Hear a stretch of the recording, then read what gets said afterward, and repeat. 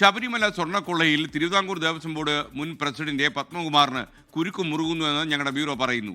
പത്മകുമാറിനെതിരെ കൂടുതൽ മൊഴികൾ SITക്ക് ലഭിച്ചിട്ടുണ്ട്. ഉണ്ണികൃഷ്ണൻ പോറ്റിക്ക് സഹായം ചെയ്യാൻ പത്മകുമാർ നിർബന്ധിച്ചിരുന്നു എന്നാണ് ജീവനക്കാർ നൽകിയ മൊഴി. ശബരിമല ഗസ്റ്റ് ഹൗസുകളിൽ ഉണ്ണികൃഷ്ണൻ പോറ്റിക്ക് ഒന്നിലധികം മുറികൾ നൽകിയിരുന്നുവെന്നും ഉദ്യോഗസ്ഥന്മാരുടെ മൊഴി. ശ്യാംകുമാർ കൊച്ചിയിൽ നിന്ന് ചേരുന്നു. ശ്യാം, ഗുഡ് മോർണിംഗ്, പറയൂ.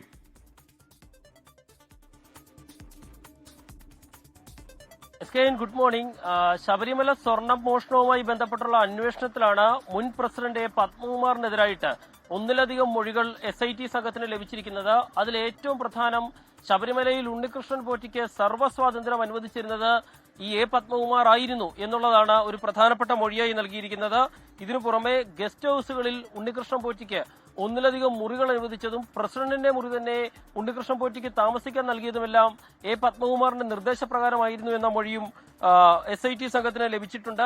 പൂജകൾ ബുക്ക് ചെയ്യുന്ന സമയത്ത് പ്രത്യേക പരിഗണന ഉണ്ണികൃഷ്ണൻ പോറ്റിക്ക് ലഭിക്കണമെന്നുള്ളത് നിർദ്ദേശമുണ്ടായിരുന്നു. അതായത് പടിപൂജ, ഉദയാസ്തമയ പൂജയൊക്കെ കാലങ്ങൾ കാത്തിരുന്നാലാണ് ബുക്ക് ചെയ്യാൻ സാധിക്കുക. പക്ഷേ ഇതിൽ പോലും ഉണ്ണികൃഷ്ണൻ പോറ്റിക്ക് പ്രത്യേക പരിഗണന ലഭിച്ചിരുന്നു എന്ന മൊഴിയാണ് ലഭിച്ചിരിക്കുന്നത്. ശബരിമലയിലെ ഉദ്യോഗസ്ഥർ തന്നെയാണ് 2019 കാലത്തെ മൊഴി നൽകിയിരിക്കുന്നത്. ഈ മൊഴികളെല്ലാം അന്നത്തെ ദേവസ്വം പ്രസിഡന്റ് പത്മകുമാറിനെതിരായിട്ടുള്ള മൊഴികളായി മാറിയിരിക്കുകയാണ്. ഇതുകൂടി പരിഗണിച്ചാകും ഉണ്ണികൃഷ്ണൻ പോറ്റി ഉൾപ്പെടുന്ന കേസിൽ പത്മകുമാറിനെ SIT സംഘം ചോദ്യം ചെയ്യുക.